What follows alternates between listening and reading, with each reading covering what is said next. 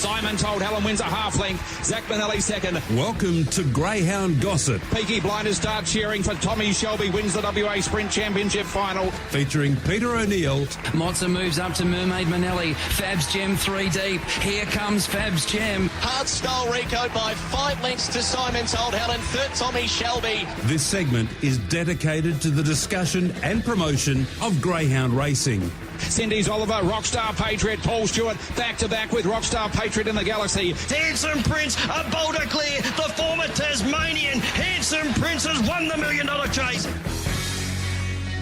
And a very good morning, everyone. And the $1 million chase final coming up on Saturday night. And 2 WA chasers have made it through to the final. Bezecchi's drawn box number 2. Sunset Fraser out in box number 8. And we'll be talking with Paul Stuart shortly.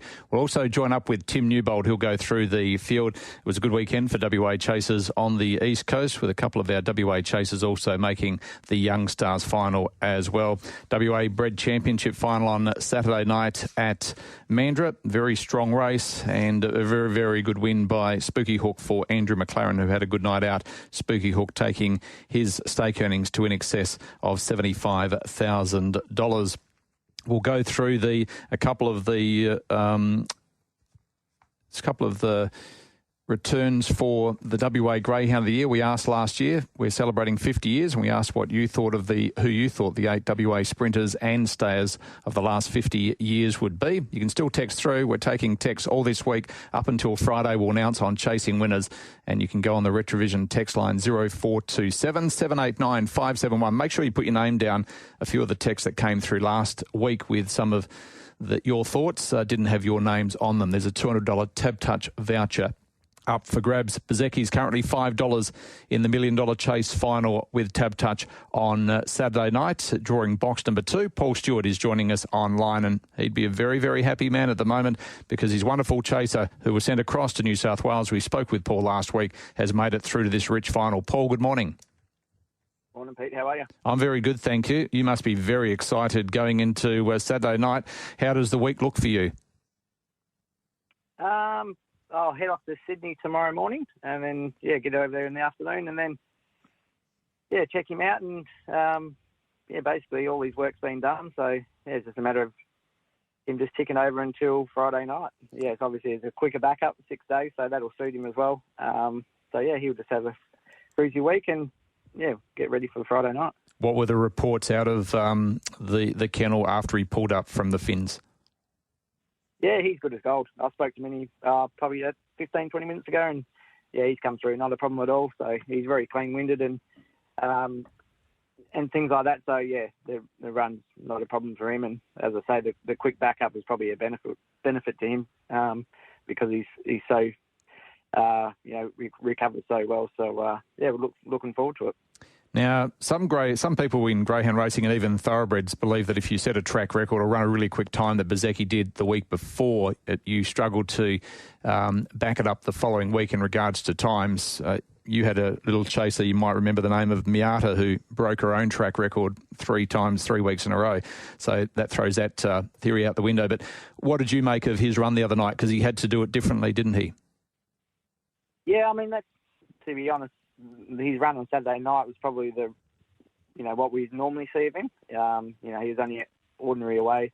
He actually blew the start on Saturday. He sat down in the boxes and you didn't even see him, and he walked out the boxes. So whereas the week before he was down in the boxes ready to come out, and he'd come out running. So he's just a bit temperamental like that. Sometimes he can come out good, and other times horrible. So Saturday night was one of those horrible runs, so hopefully he's got that out of his system now. And, going to sort of Friday night, he needs to sort of come out better than that just to try and get himself into a good spot early. So, we'll just see what he does. Is there anything you can do with him in regards to that, or it's just you put him in the boxes and will you be handling him on Friday?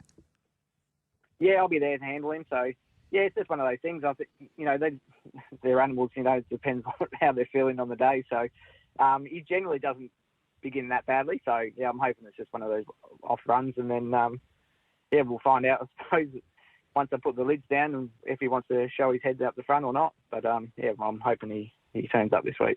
All right, Zipping Megatron's drawn box number 1, currently at $5.50. Bezecchi to $5. Inconspicuous at $4 in 3. Both Bowers Ace 34, Good Odds Cobber 6.50 in 5, Blue Camaro 15 in 6, Explicit 2.90 and favourite box 7 for Jason Thompson, who won the Adelaide Cup on Friday night. Very good run also by Cannon Stark, just missing a place. And Sunset Frazier in box number 8, $17. Now, 2 questions here. So first of all, Bezecchi, box 2, are you happy with the draw? Reports that I'm getting from the eastern states is that Zipping Megatron at least doesn't have a lot of early speed. No, that's right. The box draw is good for me. It's just the way the rest of the field's sort of boxed. He actually gets every chance. I'll probably, off the box draw, I'd say the 3's probably going to be the dog to beat. The Inconspicuous, he was really good last week, has good pace and gets to the fence. So, yeah, we're Zipping Megatron in 1 and us next to him. Bezecchi can probably beat him out, and if he does that and gets in front of him on the rail, well, that's going to set him up nicely. But, obviously, he's the slowest of the dog, slowest beginning Zipping Megatron, so it's good to have him sort of inside on the fence. And, hopefully we can just beat him out, because that's going to be his key to... The key to victory for him is to beat him out and see where he lands. Yeah, and you've seen Sunset Frazier a lot. He doesn't seem to be jumping as quickly as what he was here in Perth, but... You must have been very happy when you saw him draw box 8 on the outside of Explicit, because we know him in Western Australia. He likes to go to the fence. Yeah, 100%. I mean, Thompson would have been spewing once because he was the last dog to get drawn out, and draw 7. So, yeah, the Frazier hasn't stepped for quite some time, to be fair. Probably since he went to Queensland, and since Cannington shut down, he hasn't really shown that mid pinion potential like he normally does. Even at Mandurah, he hasn't been beginning that well. He just sort of musters up. So he only come out fair again on Saturday. Used his early pace to get there. So it's going to be tricky for him from out wide. Explicit was awful out on Saturday and still won in run unbelievable time. He doesn't normally come out that bad. So yeah, it's going to be interesting, because if Explicit can begin, he's got a ton of early pace. He could be off and gone, but if he happens to hesitate a little bit, well, Fraser could collect him and take them both and take each other out at the after 10 metres. Yeah, well, it's going to be exciting. 2 WA chasers in the $1 million chase. Rich prize money obviously on offer. We wish you all the best of luck. Enjoy it. Who looks after you, Kennel, while you're away? Got Mel that worked a few days a week. She'll be here, and my mum's coming down to take care of all the dogs as well. So, yeah, good old mother. She's always there to pick up what I leave behind. So, yeah, they're in good hands. Good on you, mate. We wish you all the best of luck on Friday night. Good on you. Thanks, Pete. Good on you, Paul Stuart. And he's got a real live chance with Bezecchi drawing box number 2 in the $1 million chase. Well done to Crystal Shinners as well. Of course, her wonderful chaser in Miss Envy ran second in her semi-final, goes through and unfortunately is drawn box 8 in the consolation. And then the following night at Wentworth Park in the Young Stars, she had Transcendent and La Sagrada both making their way through to the next stage of the final as well. So well done to them. Let's continue on with Greyhound gossip, and we head to Michael Johnson, who had Molotov Boy win on Saturday night. He also had a winner on Friday night at Mandurah, and he joins us on Greyhound gossip this morning. The Chili Man, Michael Johnson, good morning. Morning, Pete. How are you going? Yeah, I'm going very, very well. You must be wrapped with the way your team's going at the moment. A really good, strong win by Molotov Boy, who's now undefeated in 2 starts over the 652 metres. Yeah, he's coming along nice, Pete. Bit of a surprise, really. I hope to give him a few more 500-metre races before stepping him up, but he kept getting into trouble on the bend start, so we stepped him up, and he's going good. Sorry, what are the plans for Molotov Boy, and how far do you think he can actually go? Oh, it's really hard to say, Pete. I mean, obviously we'll just keep plugging through the grades, but I think he improved about 5 lengths on his previous time on Saturday night. So, hopefully he keeps improving, and, he potentially be, a free-for-all stayer here, hopefully. How many greyhounds do you have in your care at the moment, and how are the pups coming through? I've got about 16 or 17 race dogs, and about seven pups out the back in the yards, and we're breaking them in at the moment, and they're coming along really good. So we're pretty hopeful for them. We've got a competition that we're running at the moment, and as you've heard through the year, we're celebrating our 50th anniversary. We're having a gala function on Sunday, the 8th of December, up at the Cannington Exhibition Centre right next door to the Cannington track, and we're asking our listeners who they think the top 8 WA sprinters and stayers of the last 50 years have been. And Robbie texted through last week from Bustleton. He believes that Sandy's mum is a standout, and she's the number 1 greyhound of all time in WA. We will be announcing that on the 8th of December. What are your thoughts, Michael, you've been involved for a long time in greyhound racing. What are your thoughts?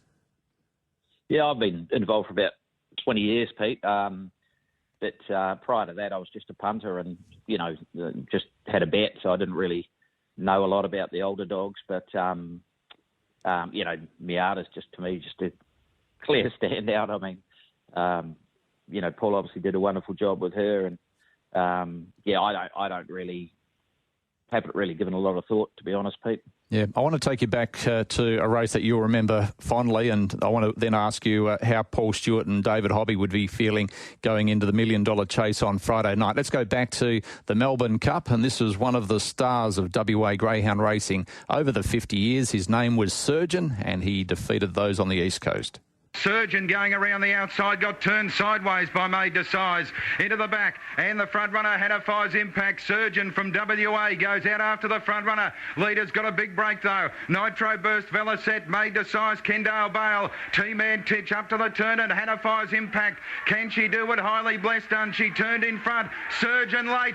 Surgeon goes to Hannah Fire's Impact. Surgeon's won it over Hannah Fire's Impact. Nitro. So that'll bring back some memories. Back in 2008, Michael, you were on course, because I remember a Greyhound Gossip, which was on a Thursday night back then. We called you, and you spoke to our listeners straight after the victory. It was exciting back then, and I'm sure it'd still bring back a few memories of winning that Melbourne Cup. Oh, for sure, Pete. Yeah, it's one of those things I'll never forget. Obviously, it was a lot of good and a lot of bad. For people who didn't see it, he fought right on the line. The other dog had a crack at it, and but he got his nose out when it counted. I actually remember speaking to you on the track afterwards, and there was a whole lot going on. Between trainers and different things. It was a beautiful dog. I kept him as a pet. I think he died. He was about 14, and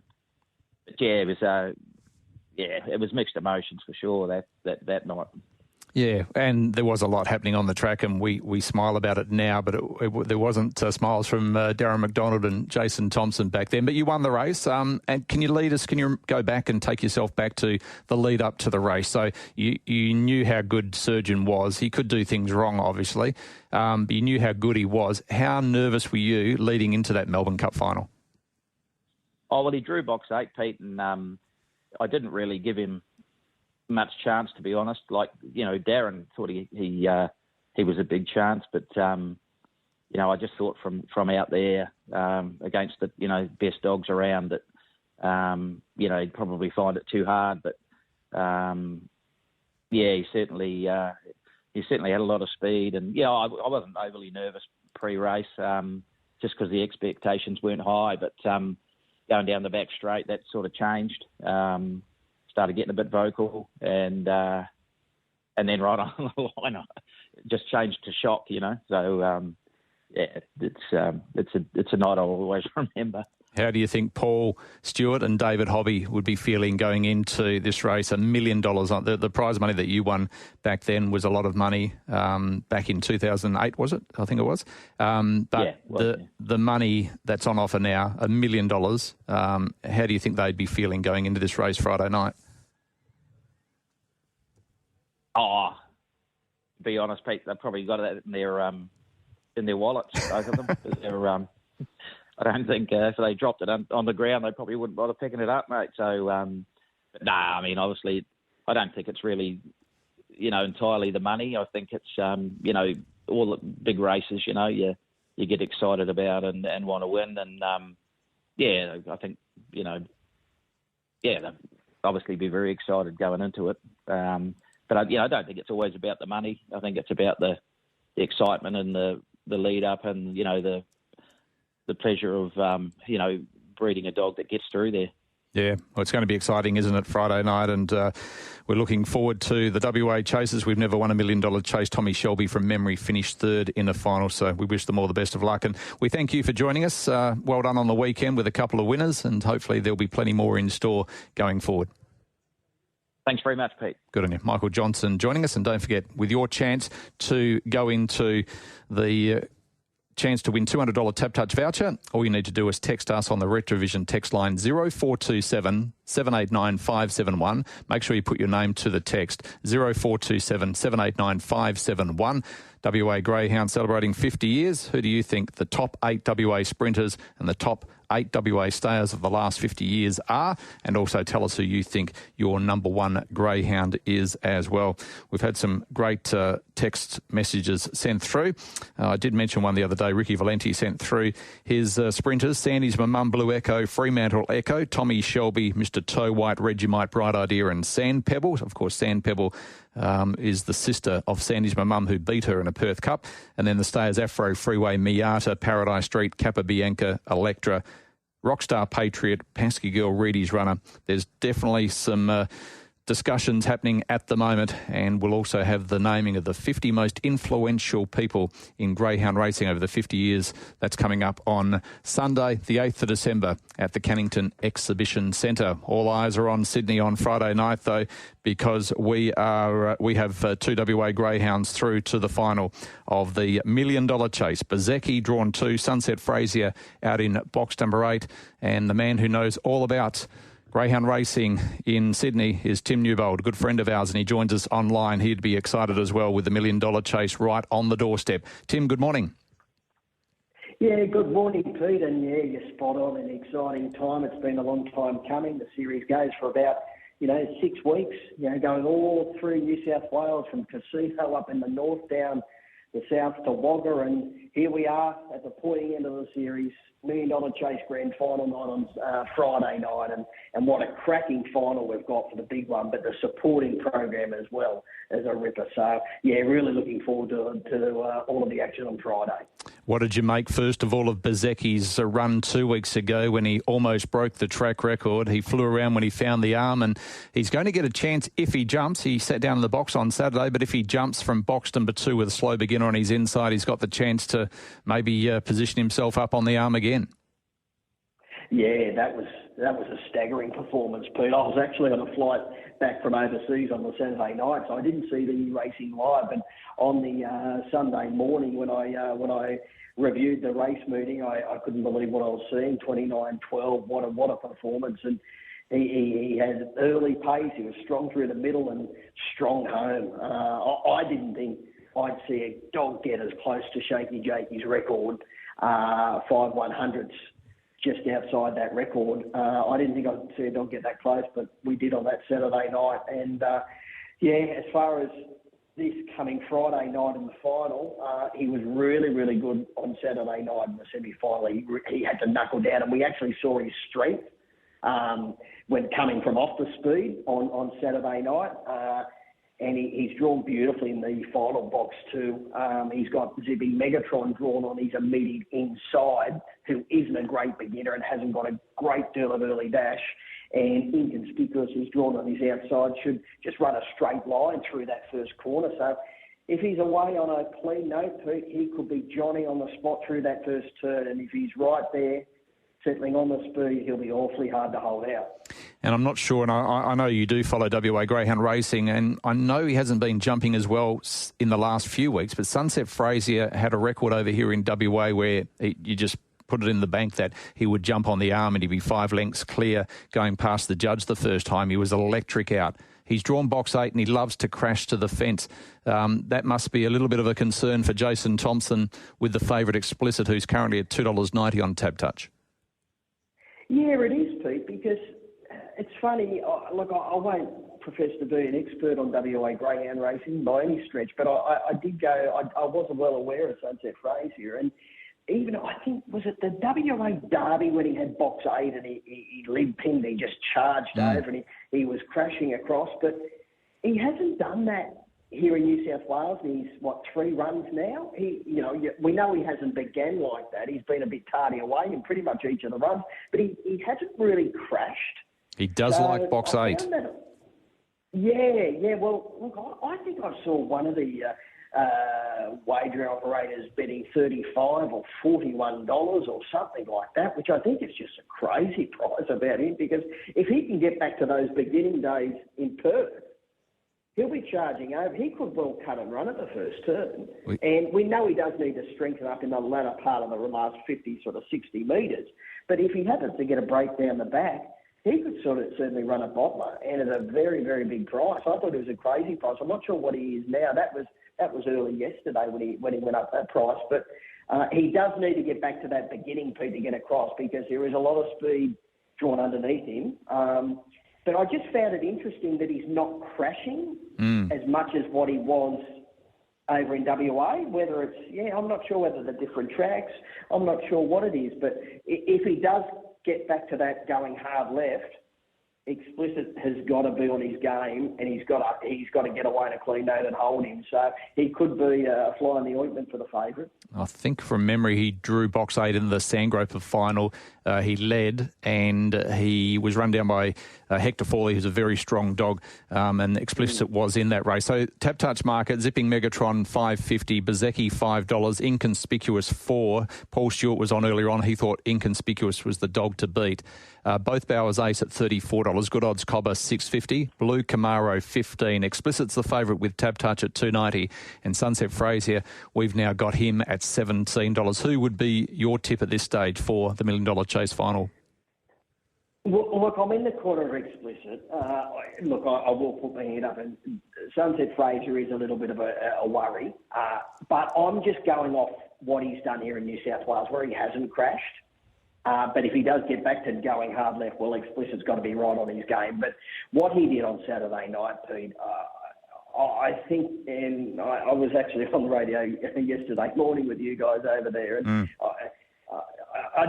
you get caught up in the moment, on Saturday night. Like, geez, I don't think I've ever seen a better win than Explicit did on Saturday night, running 29.20 and doing what he did. And then even in reflection now, I think it's up there with probably the best win I've ever seen at Wedding. He bombed the jump, and then he just went like an absolute torpedo through that first section into the back and coming home running 29.20. Had he begun, I think the track record would have gone. I think he would have gone, which, as I said earlier, I didn't think I'd see dogs get down to Shaky Jakey's record. So I've got to be with him, the favourite. I do concede, I think, Inconspicuous as Paul Stuart obviously thinks he's a big danger. He was really, really impressive on Saturday night. He's nicely drawn in the 3.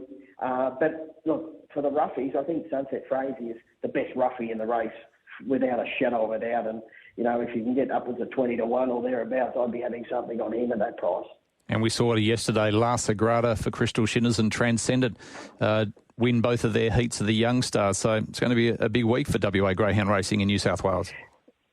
Absolutely. You can't forget you've got Miss Envy, who's in the consolation. Go around in the consolation. She's drawn box 8, so she'll take a stack of benefit out of that run at Woodward Park on Saturday night. We know she's the Nationals champ. She's generally a reliable beginner, and she's got that great early speed. So she's a real live chance of taking out the consolation. So Pete, you guys might have an almighty Friday night at Woodward Park and take home well over $1 million in prize money. Well, David Short and also Shane Williams, who are on the Jet Set podcast over here in WA. You know Shorty very well, and everyone knows Shane around the country. They're both coming to Sydney, so they've asked for the red, or Shane has. David doesn't expect anything, but Shane's asked for the red carpet to be rolled out for him. So make sure you look after them. Well, I was actually on the phone to Shane about an hour ago. Pete, he's flying over Wednesday, and we're actually running a Calcutta on the $1 Million Chase on Wednesday night here, and we've got a couple of guest speakers, and Shane's going to come along to the Calcutta, so he'll have his cash ready to go to try and buy a dog, but I'm sure he'll have an enjoyable few days in Sydney. He's got plenty of cash. Make sure you get some of it off him. Good on you, mate. Thanks for joining us this morning. We're really excited here in WA following the $1 Million Chase. We've never won it before. We went close with Tommy Shelby, and I know there will be a lot of money invested from Western Australia on your big race on Friday night. Thanks for joining us. Thanks, Pete. Good on you. Tim Newbold joining us. It is a big week for greyhound racing here in Western Australia. Good luck to the connections, David Hoppy, Paul Stuart, and also the Shinners. And we're looking forward to what is going to be a wonderful week of greyhound racing. Make sure you text us on 0427 789 571 your thoughts to go into the running to win a $200 Tab Touch voucher. Who are the best 8 WA sprinters and 8 WA stayers of all time, and who was number one? What are you really gambling with? For free and confidential support, visit gamblinghelpline.org.au.